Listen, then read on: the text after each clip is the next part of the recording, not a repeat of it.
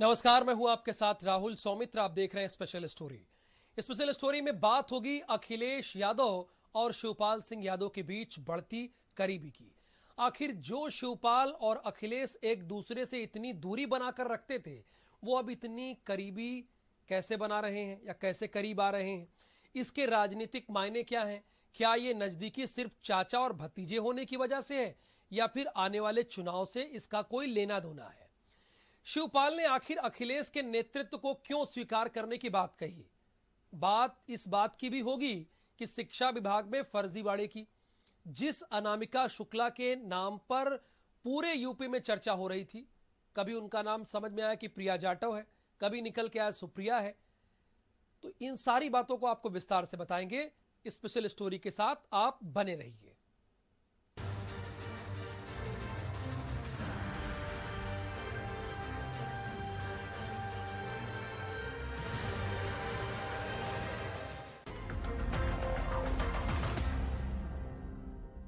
अब सवाल यही है कि क्या यूपी के सबसे बड़े यादव परिवार में कुछ नया होने वाला है? क्या वर्षों की दूरियां अब खत्म होने वाली है? क्या मतभेद मिटाकर अब मिशन पर जुटना है? आखिर शिवपाल सिंह यादव के चिट्ठी के मायने क्या हैं और उन्होंने क्या इस बात को स्वीकार कर लिया है कि अखिलेश यादव के नेतृत्व में ही आगे आने वाले चुनाव वो लड़ेंगे?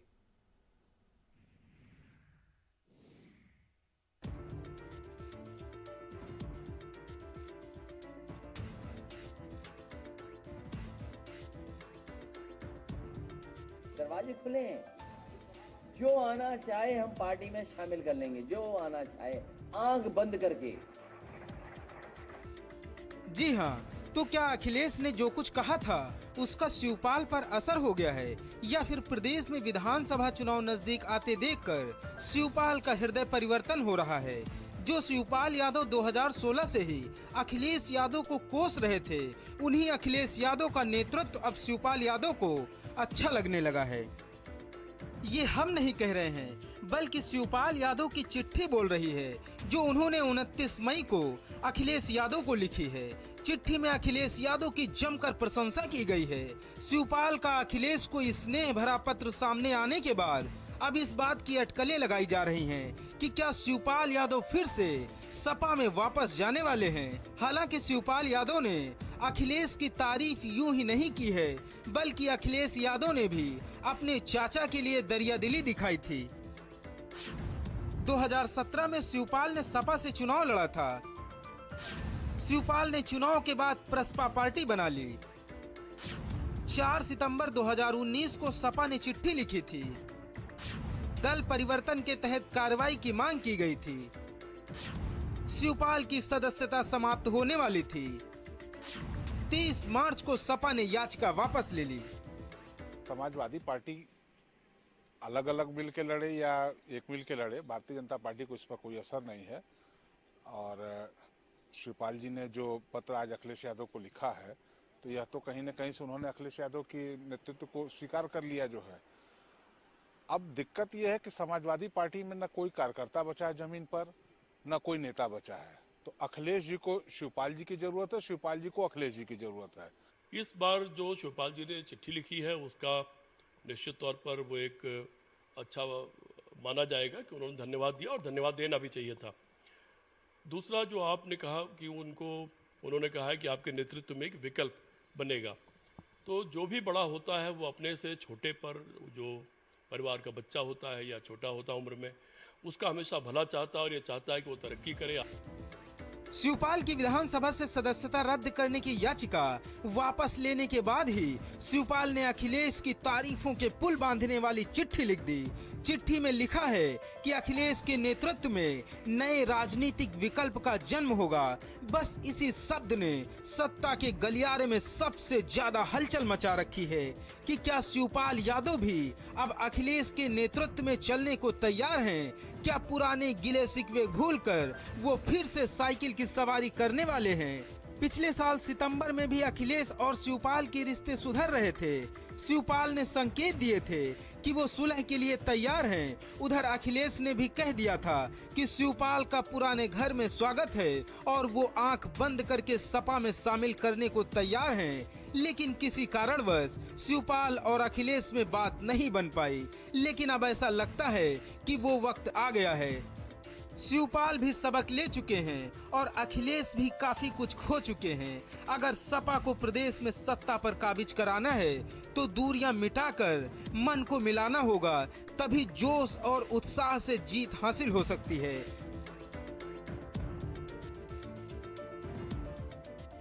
चाचा और भतीजे के बीच की तलखियां कम होने लगी हैं। समाजवादी पार्टी के मुखिया अखिलेश यादव ने जहां अपने चाचा की विधायकी बचाने के लिए दायर याचिका वापस ली, तो उसके धन्यवाद के लिए शिवपाल यादव ने भी एक पत्र लिखा और अखिलेश को नेतृत्व का एक नया विकल्प बताया। बीच में जो दूरियां थी वो कम हो रही हैं, लेकिन राजनीतिक गलियारों में अटकलें तेज हैं कि आने वाले विधानसभा चुनाव में क्या चाचा और भतीजे एक बार फिर से साइकिल की रफ्तार को बढ़ाएंगे। कैमरा सुंदरम के साथ संजय सिंह चौहान, भारत समाचार, लखनऊ।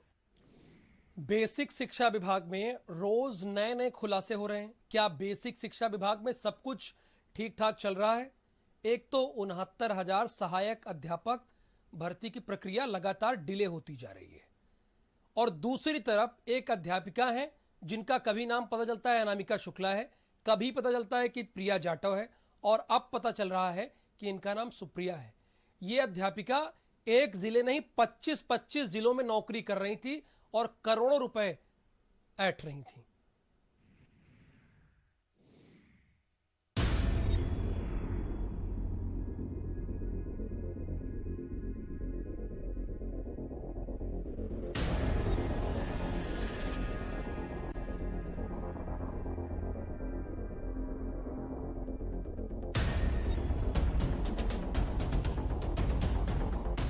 एक शिक्षिका 25 स्कूलों में पढ़ाकर करोड़ों रुपए वेतन ले रही थी। इसका जब खुलासा हुआ तो सब के सब हैरान रह गए, दंग रह गए, हक्के बक्के रह गए कि यूपी के शिक्षा विभाग में ऐसा भी कुछ होता है क्या?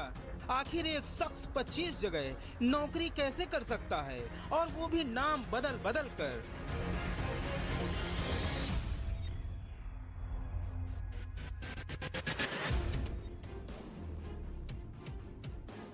जी हाँ, जिस अनामिका शुक्ला को कासगंज से गिरफ्तार किया गया था उसमें अब और चौंकाने वाले खुलासे हुए हैं। वो अनामिका शुक्ला के नाम से नौकरी तो करती थी, लेकिन अब उसका असली नाम सुप्रिया बताया जा रहा है।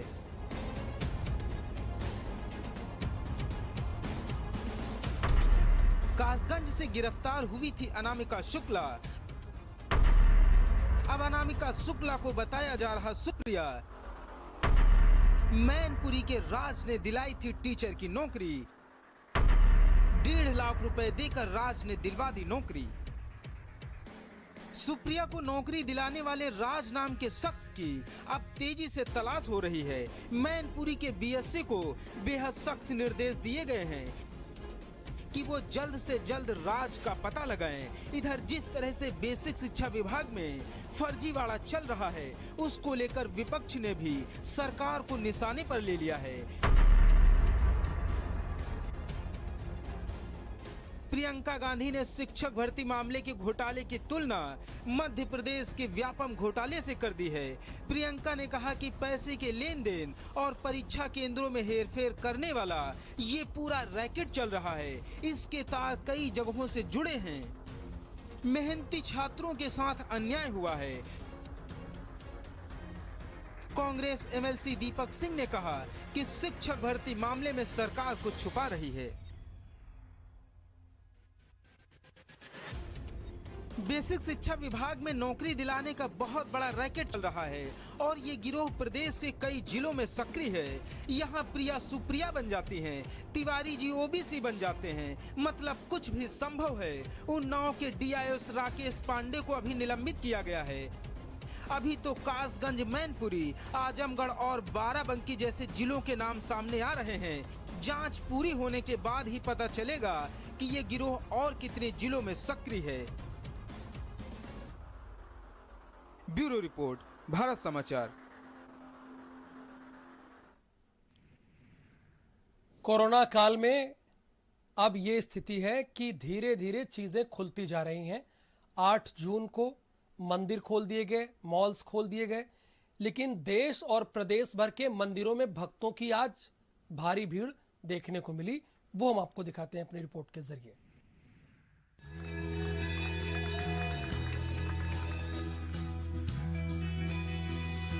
ना तिलक ना प्रसाद, बस दूर से ही अपने आराध्य के दर्शन करिए। इन्हीं शर्तों के साथ कोरोना काल में बंद किए गए देश भर के धार्मिक स्थलों के कपाट खोल दिए गए। महीनों दूरी के बाद जैसे ही कपाट खुले, भगवान से भक्तों का मिलन हुआ। मंदिर के द्वार खुले तो भक्त अपने आप को नहीं रोक पाए। कदम तेजी से मंदिर के अंदर बढ़ते गए। भगवान को सामने देखकर महिला पुरुष लिपट गए। शासनिक निर्देश और नए नियम के साथ शहर के सभी मंदिरों में पूजा पाठ शुरू हुई। गोरखपुर में सीएम योगी आदित्यनाथ ने सबसे पहले पूजा पाठ की और इसके बाद भक्तों के लिए मंदिर के कपाट खोल दिए गए। हालांकि कोरोना काल में मंदिर मस्जिद के नियम बदल गए हैं। सरकार के अनलॉक वाली गाइडलाइन की बात करें तो मंदिर मस्जिदों में प्रसाद की दुकानें बंद, दर्शन के लिए आने जाने के अलग रास्ते, किसी व्यक्ति या वस्तु को छूने की इजाजत नहीं, एक बार में 5 लोगों को ही प्रवेश, एक दूसरे से 6 फीट की दूरी आवश्यक, पेमेंट के लिए ऑनलाइन व्यवस्था। फिरोजाबाद में जैसे ही प्राचीन राजराजेश्वरी कैला देवी मंदिर के पट खुले, भक्तों की कतार लग गई। हालांकि मंदिर कमेटी की ओर से गाइडलाइन का पूरी तरह से पालन कराया गया। मंदिर कमेटी के लोगों ने प्रशासन के साथ जो सामंजस्य बनाया था, उसी के तहत मंदिर खोले गए हैं। मुख्य जो सिंहासन है, कैला देवी विराजमान है और मुझे लग रहा है तमाम लोग आज भक्त दर्शन कर पाएंगे। वहीं अयोध्या में भी लंबे इंतजार के बाद हनुमानगढ़ी, कनक भवन और रामलला सहित जिले भर के मंदिरों को खोल दिया गया। इस तरीके से आप देख सकते हैं कि सोशल डिस्टेंसिंग या यूं कहें सामाजिक दूरी बनाने के लिए बाकायदा जो है मंदिर की सीढ़ियों पर गोले बनाए गए हैं। इसी गोले में खड़े होकर जो भक्त होंगे वो आराध्य के दर्शन का इंतजार करेंगे और अपनी बारी आने के बाद ही उनको बाकायदा दर्शन कराया जाएगा। उधर दिल्ली की जामा मस्जिद को श्रद्धालुओं के लिए खोल दिया गया, तो लखनऊ में करीब 70 दिनों बाद खोली गई मस्जिदों में लोगों ने मास्क पहनकर नमाज पढ़ी। देश भर में आज से धार्मिक स्थल खोल दिए गए हैं। इस वक्त हम दिल्ली की जामा मस्जिद में मौजूद हैं और आज पहली बार लॉकडाउन के बाद दिल्ली में की जामा मस्जिद में नमाज हो रही है। आप देख सकते हैं कि किस तरह से सोशल डिस्टेंसिंग का ध्यान जो है वो रखा गया। एक व्यक्ति एक जगह छोड़कर जो है वो खड़ा हो। हालांकि अभी भी मेरठ और आगरा में बढ़ते संक्रमण को लेकर के धार्मिक स्थलों को बंद ही रखा गया है। ब्यूरो रिपोर्ट, भारत समाचार। देश भर में महामारी के चलते लॉकडाउन के बाद अनलॉक 1 में मॉल्स और रेस्टोरेंट्स को खोलने की अनुमति मिली है, जिसके बाद आज कई मॉल्स के ताले खुलने पर वापस रौनक आ गई है।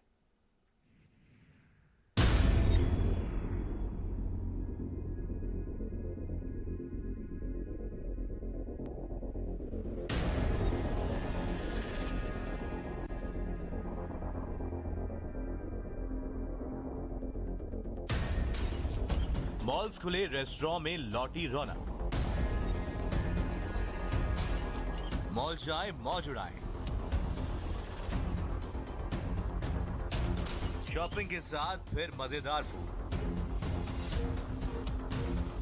गृह मंत्रालय की गाइडलाइंस के बाद मॉल्स और रेस्टोरेंट्स के ताले खुल गए हैं। शहरों की छुपी रौनक फिर से लौट आई है। सोशल डिस्टेंसिंग को ध्यान में रखते हुए लोगों को शॉपिंग करने की इजाजत दे दी गई है।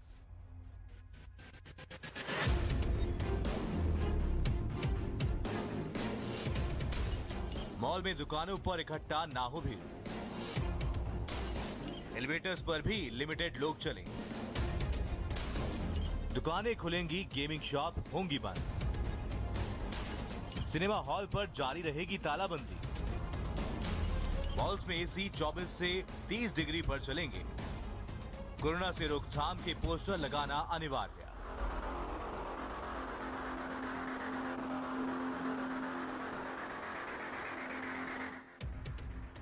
दिल्ली और एनसीआर में कोरोना अपने पैर पसार रहा है।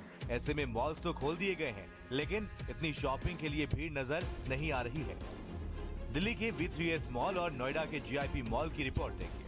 मैं निर्माण बिहार के पास मौजूद एक मॉल के बाहर मौजूद है, जहाँ पे आपको तस्वीरें दिखाते हैं। कहीं ना कहीं तस्वीरें बदल चुकी हैं। अब सोशल डिस्टेंस का आपको पालन करना है। मॉल के अंदर जाना है तो चेहरे पे मास्क होना जरूरी है, सैनिटाइजर होना जरूरी है।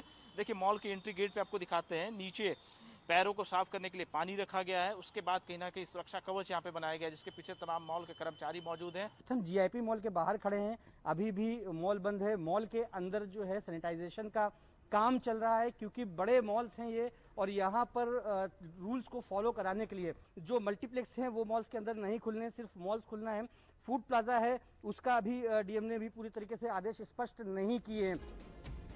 वहीं राजधानी लखनऊ में भी मॉल्स के खुलने से रौनक लौट आई है। हमारे संवाददाता संजय सिंह चौहान ने फन मॉल का जायजा लिया। आज से भारत सरकार के जो आदेश थे उसी आदेश के अनुसार मॉल्स और मंदिर खोले जा रहे हैं। मॉल्स में दिखाते हैं किस तरीके से व्यवस्था है। ये एक्सीलेटर है। सबसे पहले तो अगर आप मॉल के अंदर आ रहे हैं तो सबसे पहले यहाँ पर आपको सोशल डिस्टेंसिंग का जो पालन है वो करना पड़ेगा, और उसके साथ यहाँ पर 4 सीढ़ियाँ छोड़ करके खड़े होना पड़ेगा। उसके बाद अगर हम बात करें तो आप पूरी तरीके से मॉल को सैनिटाइज कराया जा रहा है। एक सैनिटाइजर की व्यवस्थाएँ की गई हैं। 2.5 महीने बाद मॉल्स और रेस्टोरेंट पर लगे ताले तो खोल दिए गए हैं, पर फैलती महामारी पर लगाम लगाना प्रशासन और सरकार के लिए बड़ी चुनौती बन सकता है। स्पेशल डेस्क, भारत समाचार।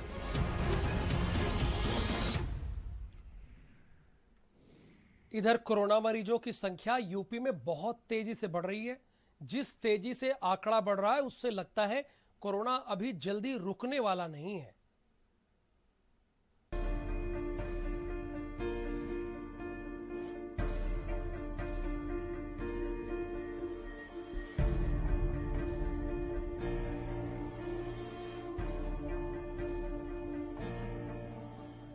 यूपी में कोरोना वायरस हर रोज नई चुनौती बनता जा रहा है। वायरस का खतरा रोज बढ़ता जा रहा है। वायरस ने हमला इतनी तेज कर दिया है कि रोज सैकड़ों लोग इसकी चपेट में आ रहे हैं। यूपी में 10,947 लोग कोरोना से संक्रमित। 24 घंटे में मिले 411 कोरोना के नए मरीज। 24 घंटे में 8 कोरोना मरीजों की मौत। यूपी में अब तक 283 लोगों की मौत। प्रदेश में एक्टिव इन्फेक्शन के केसेस की संख्या 4,320 4,320। जो संक्रमित मरीज पूर्णतः उपचारित होकर डिस्चार्ज किए जा चुके हैं उनकी संख्या है 6,344 6344। अब तक इस संक्रमण से 283 लोगों की मृत्यु हुई है। गोरखपुर में एक साथ 4 लोगों की मौत हो गई है। मरने वालों में 3 लोग कोरोना पॉजिटिव थे, जबकि चौथे संदिग्ध मरीज की रिपोर्ट आना भी बाकी है। गोरखपुर के बीआरडी मेडिकल कॉलेज में सभी 4 मरीजों की मौत हुई है। मरने वालों में 3 मरीज देवरिया के थे और एक संत कबीर नगर का था। संत कबीर नगर में कोरोना के 9 नए मरीज मिले हैं। जिले में कुल मरीजों की संख्या अब 152 हो चुकी है।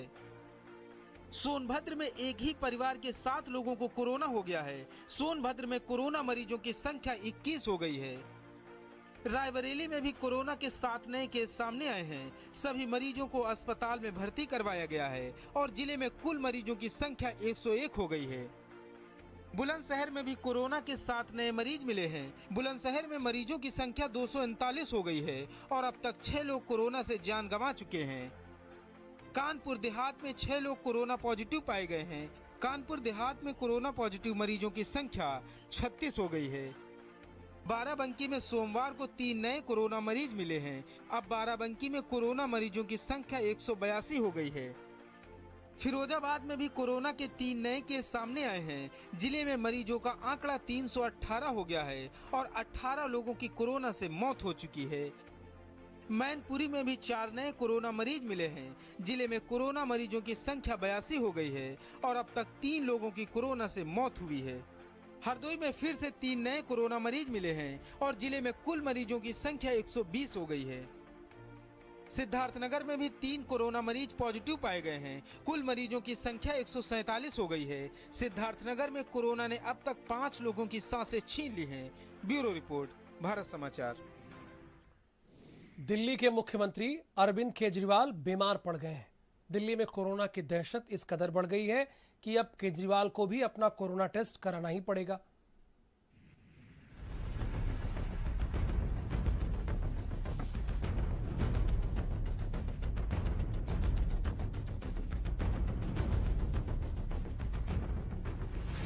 देश की राजधानी दिल्ली में कोरोना वायरस की सबसे ज्यादा दहशत है।